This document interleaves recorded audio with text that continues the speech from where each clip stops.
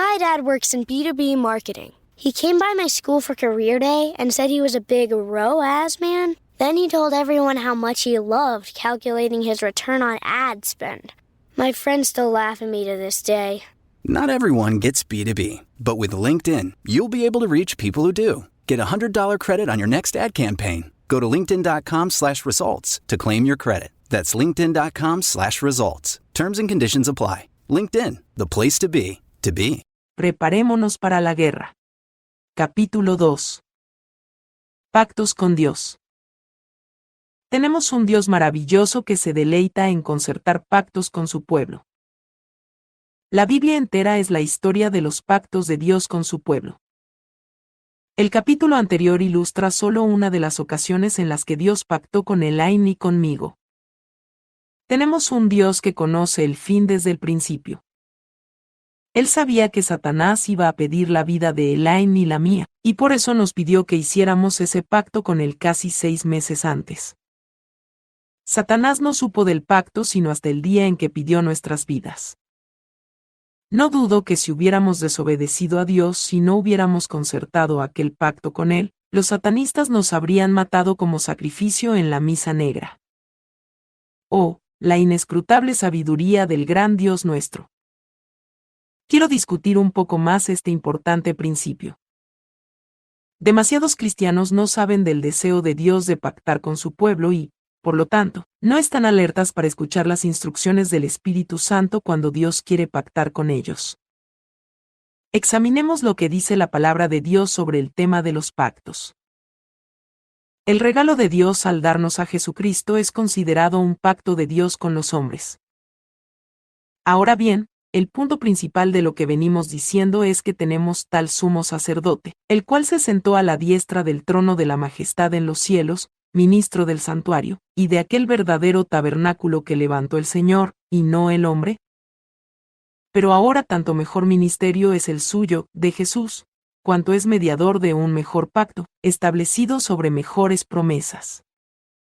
Hebreos 8:1-6 Este mejor pacto se refiere a las promesas de Dios que se cumplieron cuando Jesús pagó el precio de nuestros pecados en la cruz para llevarnos a una relación de hijos e hijas de Dios y coherederos con Cristo en la eternidad. Vendrá de Sión el libertador, que apartará de Jacob la impiedad. Y este será mi pacto con ellos, cuando yo quite sus pecados. Romanos 11:26-27 Dios hace un pacto con cada uno de nosotros cuando le pedimos a Jesucristo que perdone nuestros pecados y sea nuestro Señor, Salvador y Dueño.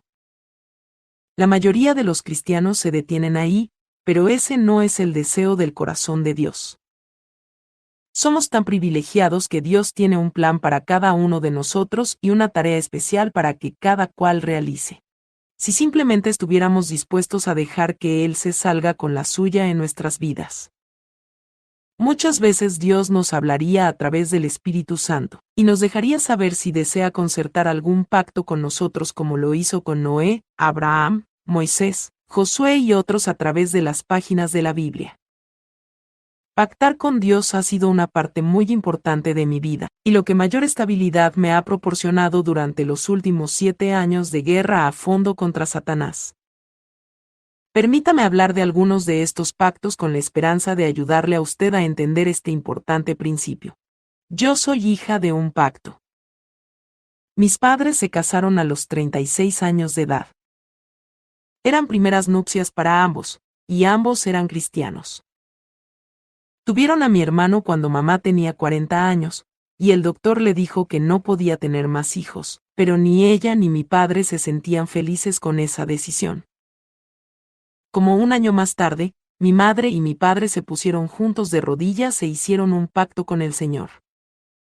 Le prometieron que si les daba otro hijo, ellos entenderían que ese hijo venía al mundo con un único propósito: servir al Señor toda su vida. Le dijeron también al Señor que el niño no sería de ellos sino de Él, y que lo criarían según los términos de ese pacto. Ellos cumplieron su palabra y el Señor cumplió la suya.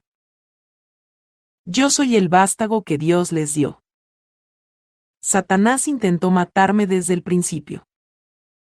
A nuestros padres les dijeron que yo no llegaría a cumplir un año, pero Dios cumplió el pacto. No recuerdo haberme sentido bien ni una sola vez en toda mi vida. La batalla rugía desde el principio, ya que Satanás se había propuesto matarme. Pasé la mayor parte de mi niñez entrando y saliendo del hospital. No sé cómo mi madre pudo soportar el tener una niña que constantemente estaba enferma, pero mis padres simplemente confiaron en que el Señor cumpliría su parte del pacto, y así fue. Yo viví. Algunos de mis primeros recuerdos son de mi madre, que me cuenta con mucha seriedad lo del pacto que habían hecho con el Señor en cuanto a mí. Muchas veces me tomaba por los hombros y mirándome a los ojos me decía: hija, tú no nos perteneces, le perteneces a Dios. Tú fuiste traída al mundo con un solo propósito: servir al Señor Dios toda tu vida. Nunca olvides eso. Me presentaron el Evangelio desde mi más temprana edad. Recuerdo que a los 4 años me angustiaron mis pecados cuando el Espíritu Santo puso en mí la convicción de que necesitaba un Salvador.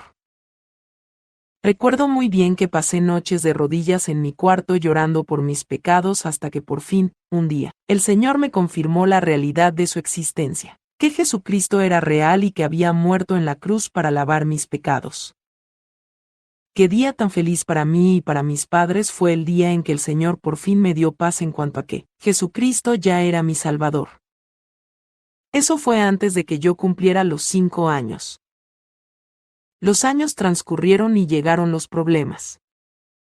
El grupo religioso al que pertenecían mis padres se volvió impío y dominado por demonios. Afirmaban ser los únicos en el mundo que conocían la verdad y los únicos que iban a ir al cielo. La borrachera y el adulterio eran manifiestos dentro del grupo. Yo era una marginada dentro y fuera del grupo, lo que me produjo muchas horas de lágrimas. Pero el Señor estaba cumpliendo su pacto y me protegía de relaciones pecaminosas. El control demoníaco de la mente era tan completo dentro del grupo que todos vivían con miedo, incluso mis padres.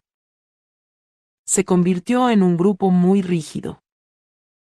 A los miembros se les enseñaba que perderían la salvación si salían del grupo o si desobedecían a sus líderes. Pero mi madre me había enseñado en mis primeros años que uno siempre da cuenta directamente a Dios de todo lo que hace o dice. Que nunca me dejara llevar por un grupo, y que siempre debía estudiar la palabra de Dios, la Biblia, y decidir por mí misma si algo estaba bien o mal según la palabra de Dios. Ella no sabía que me estaba preparando para escapar del grupo que era toda su vida. Es interesante mirar atrás ahora y comprender que cuando acepté al Señor en mi temprana edad, Él me dio el don de discernir espíritus. Yo no sabía lo que era eso porque me habían enseñado que los dones del Espíritu Santo no estaban a nuestro alcance en esta época. Recuerdo que muchas veces regresé de las reuniones del grupo sollozando y diciendo: Papi, había maldad allí, la sentí. Solía enfermar físicamente cada vez que iba a una reunión, pero mis padres no entendían lo que estaba sucediendo. Durante los problemas de mi adolescencia, mis padres y yo olvidamos el pacto, pero Dios no. Dios guardó el pacto. Hey there, Ryan Reynolds here. It's a new year, and you know what that means. No, not the diet. Resolutions. A way for us all to try and do a little bit better than we did last year. And my resolution, unlike Big Wireless, is to not be a raging and raise the price of wireless on you every chance I get. Give it a try at mintmobile.com/switch. $45 upfront payment required, equivalent to $15 per month. New customers on first 3-month plan only. Taxes and fees extra. Speed slower above 40 gigabytes on unlimited. See mintmobile.com for details. A los 26 años de edad corté mis nexos con el grupo en el que me había criado. Abandoné el hogar por primera vez y comencé a estudiar medicina. Vivía en un campus universitario enorme, y naturalmente me emocionaban mucho las oportunidades que se me presentaban. Quise explorarlas todas. Pero Dios me recordó el pacto que Él había concertado con mis padres. Durante mi primera semana en la escuela, el Señor puso de tal manera su mano sobre mí que me sentí absolutamente miserable. Sabía que no andaba bien con el Señor, pero no sabía qué hacer al respecto. Me aterraba ir a una iglesia porque el grupo en el que me había criado me había enseñado que las iglesias formales con pastor estaban operando en pecado contra el Espíritu Santo. Y que si alguno de nosotros entraba en una iglesia el Señor nos mataría o nos entregaría a Satanás para que nos atormentara. Era una enseñanza totalmente falsa, pero yo no estaba tan segura de eso y me espantaba ir a una iglesia. Finalmente, tras 2 semanas de agonía, pedí a mis 2 compañeras de cuarto que me acompañaran a la iglesia. Ellas no temían ir. Ambas se habían criado en iglesias. Ninguna de las 2 era creyente. Por fin fuimos a una reunión de universitarios y me sentí aliviadísima al ver que el Señor no me mató, ni siquiera cuando conversé con el pastor. Fue aquel pastor el que por primera vez en mi vida me enseñó que era posible tener una relación personal con Él, Señor, en la que Él nos hablara y se comunicara con nosotros como hizo con los personajes bíblicos. Sin embargo, enfatizó también que no podemos tener una relación así con el Señor mientras no nos entreguemos completamente a Él. Nunca había oído tal enseñanza. Por primera vez en mi vida vi y experimenté el amor de Dios entre aquel grupo de estudiantes cristianos. Vi al pastor y a los demás caminar cerca del Señor, y mi corazón suspiraba por una relación con Dios semejante. Fue la cuestión de la entrega total lo que me hizo vacilar. Me asustaba en extremo, pero sabía que no había alternativa. Por fin, al término del primer semestre no pude resistir más. La noche antes del examen final de histología me la pasé paseándome por el cuarto bañada en lágrimas y sumida en hondo dolor en vez de estudiar para el examen. Por último, al romper el alba, tomé un papel y escribí todo lo referente a mi vida. Mi carrera, mi familia y mis seres queridos, dónde habría de vivir, dónde habría de trabajar, si tendría amigos, mi cuerpo físico, mi reputación, y lo más difícil de todo, si llegaría a casarme. Todo eso lo entregué al Señor, lo firmé y le puse fecha. Esperaba que como por fin había hecho esa arrolladora y total entrega, iba a caer de bruces fulminada por un rayo e iba a hablar en lenguas. Después de todo, era lo que había sucedido en los libros que había estado leyendo. Para sorpresa mía, nada sucedió. Ni siquiera me sentí diferente. Había hecho una tremenda promesa al Señor esperando que, en retribución, el Señor hiciera algo maravilloso. Pero Él no lo había querido así. Quedé anonadada. De alguna manera logré pasar el examen final y me fui a casa a pasar las vacaciones navideñas. Pasé las 2 semanas enteras en mi cuarto llorando y ayunando. Estaba muy turbada. Había llegado al punto en el que me consumía el anhelo de tener una relación personal con el Señor, simplemente no podía seguir viviendo sin ella. Mis pobres padres estaban enojados. Pensaban que las presiones de los estudios me habían enloquecido.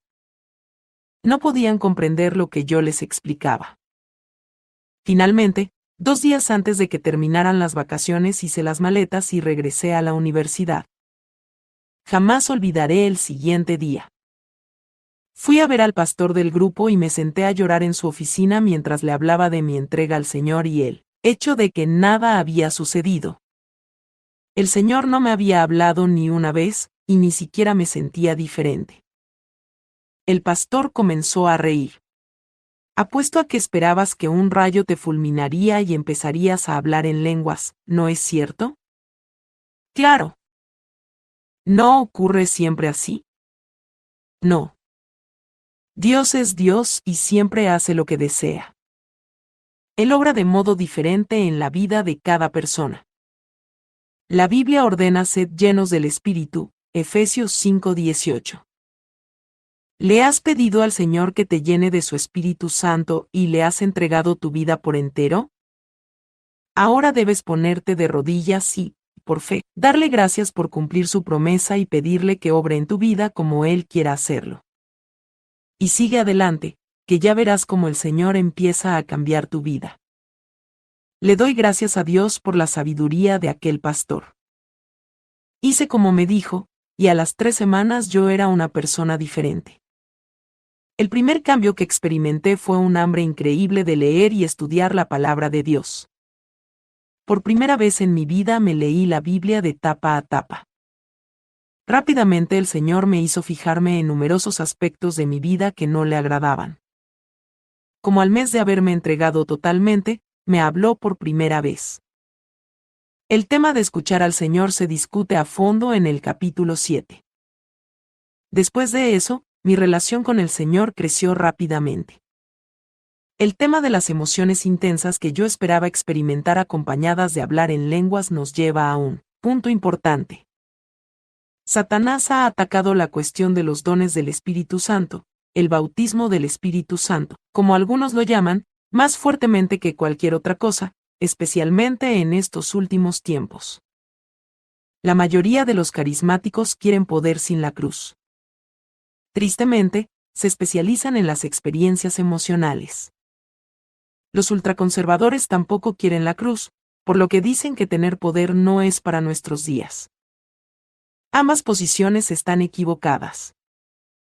El problema que la humanidad siempre ha tenido y siempre tendrá es que Dios es Dios.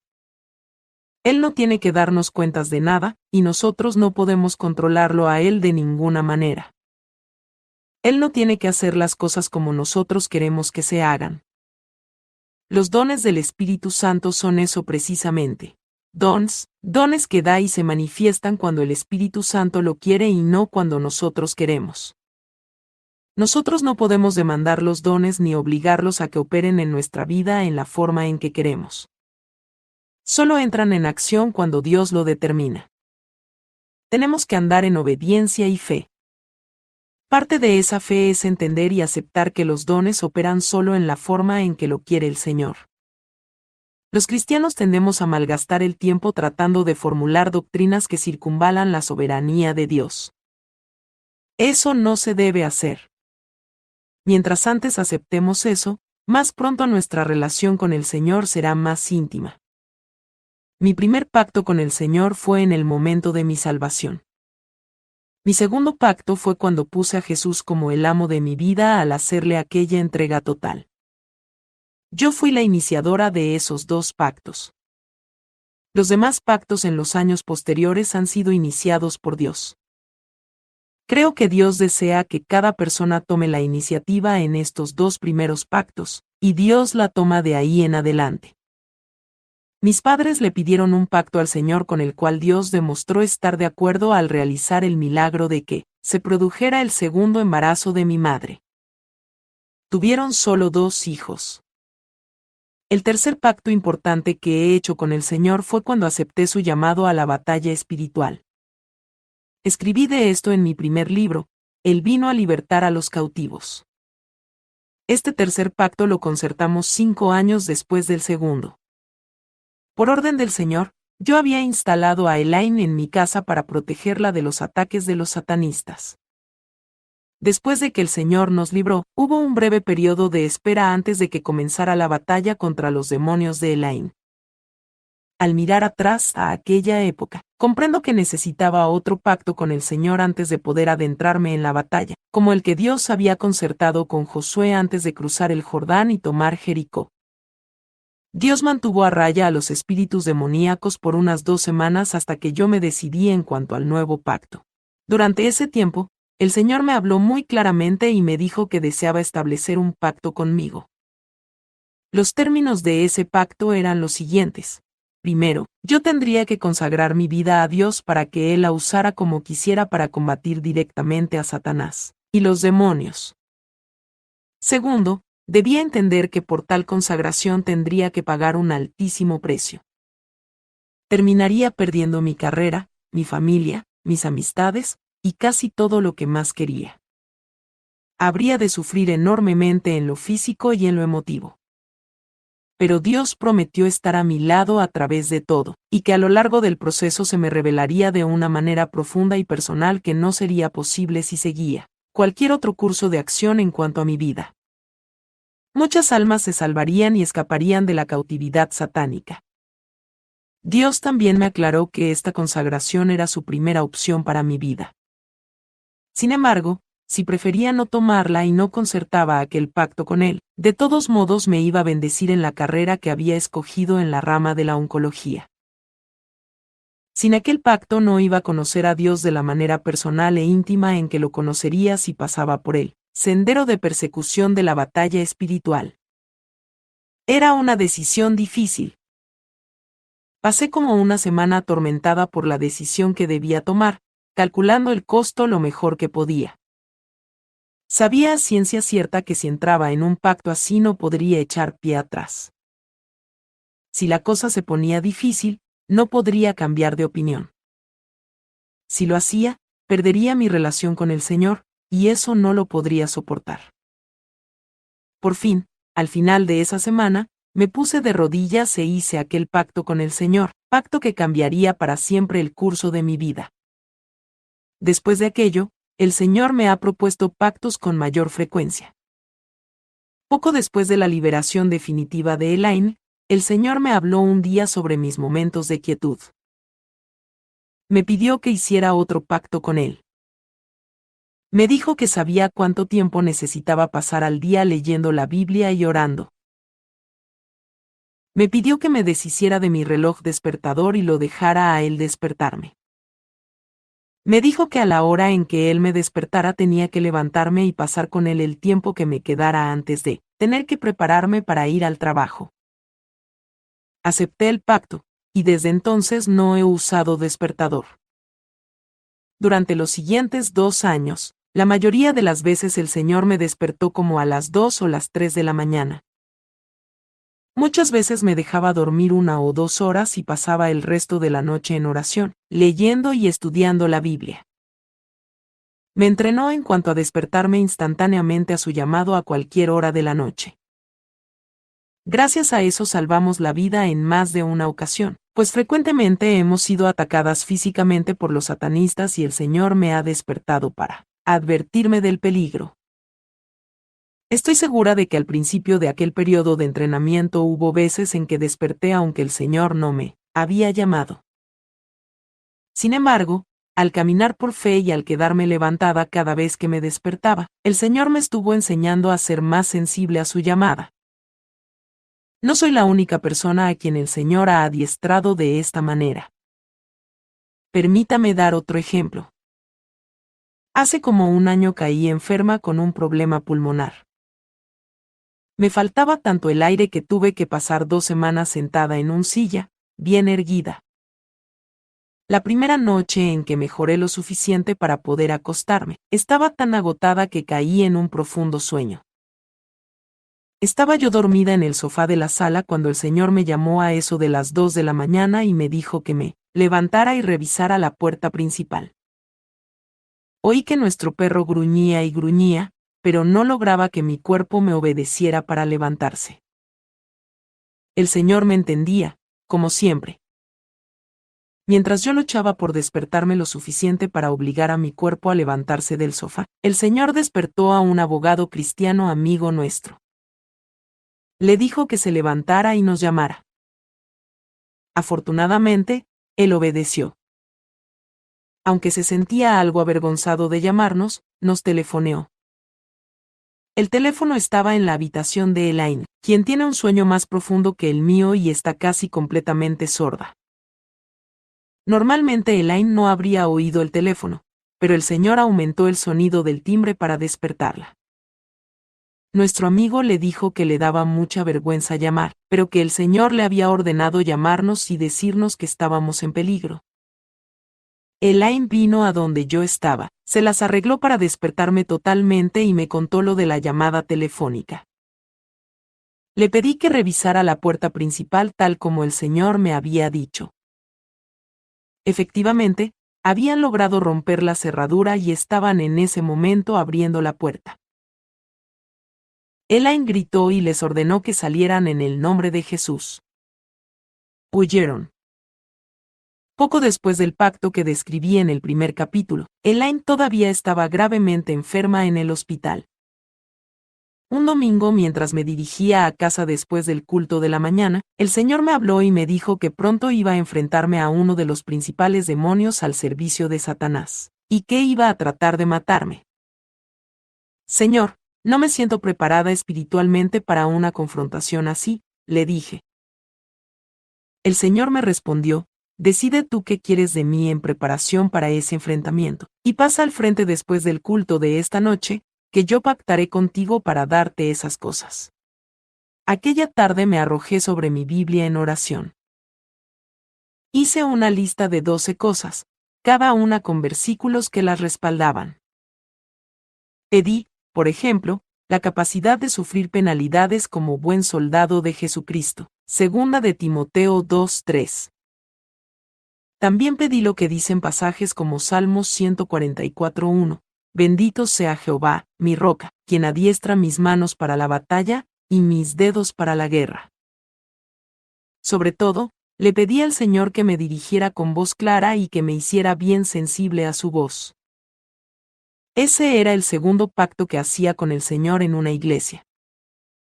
Jamás olvidaré aquella noche. Después del culto me dirigí en silencio al altar esperando orar sola, ya que no habían hecho llamamiento a pasar al altar después del servicio de la noche.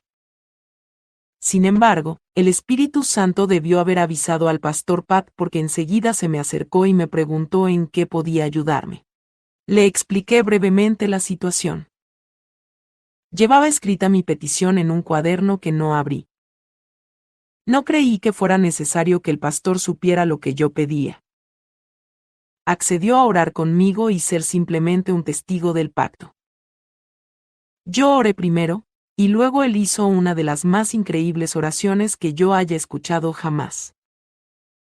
En el poder del Espíritu Santo enumeró cada una de las peticiones que yo llevaba escritas en el cuaderno cerrado, y le pidió al Señor que las hiciera una realidad en mi vida. Como siempre, el Señor se mantuvo fiel al pacto.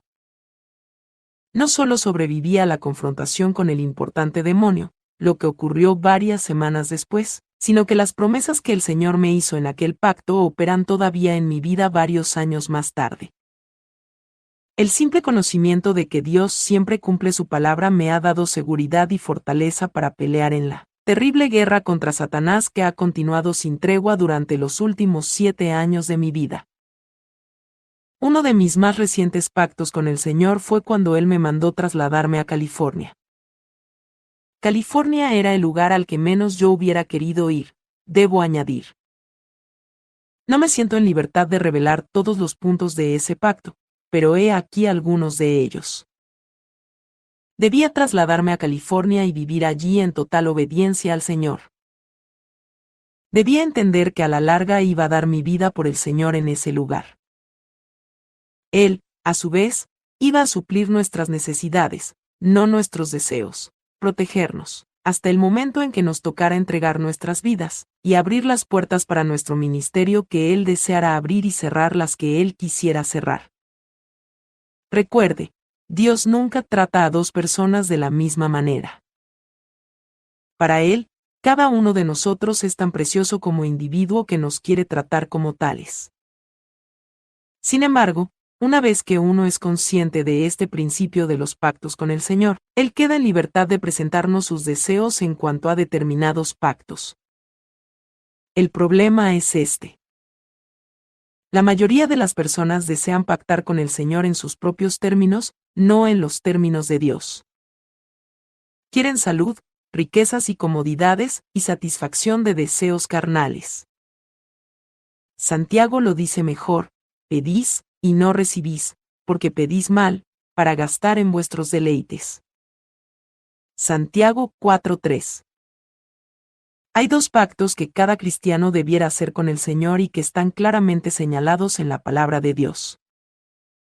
El primero es el pacto de salvación, y el segundo es el del señorío total de Jesucristo. Nadie puede entrar en una relación más profunda con Dios sin antes entrar en estos 2 pactos. Después de eso, por lo general el Señor toma la iniciativa en los pactos. Esté alerta a la voz del Espíritu Santo. Busque al Señor de todo corazón, que lo va a hallar.